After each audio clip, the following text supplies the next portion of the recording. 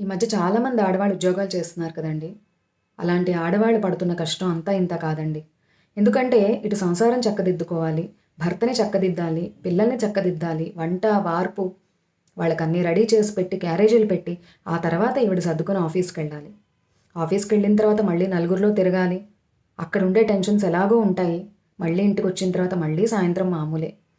ఇంత కష్టపడుతున్నా సరే, ఇంత నేను కష్టపడుతున్నాను అని ఎక్కడా అలాంటి ఆలోచన వాళ్ళ మనసుల్లోకి రాదండి. ఎందుకంటే ఇది నా సంసారం, నా బాధ్యత, నా పిల్లలు, నా భర్త. ఆ ఊహలోనే ఎంతో ఆనందం ఉంటుంది వాళ్ళకి. ఆ ఆనందంతోనే చాలా నిస్వార్థమైన ప్రేమని పంచుతారు. అలాంటి నిస్వార్థమైన ప్రేమని ఎంతమంది మగవాళ్ళు అర్థం చేసుకుంటున్నారు. చాలామంది ఆడవాళ్ళని చాలా చులకనగా చూస్తారండి. కానీ మీకోసం ఇంత కష్టపడుతూ తన్ని తాను కూడా మర్చిపోయి, తన ఆరోగ్యం కూడా లెక్క చేయకుండా మీకోసం ఎంతో పాటుపడుతుంది. అలాంటి ఆడవాళ్ళని దయచేసి గౌరవించండి.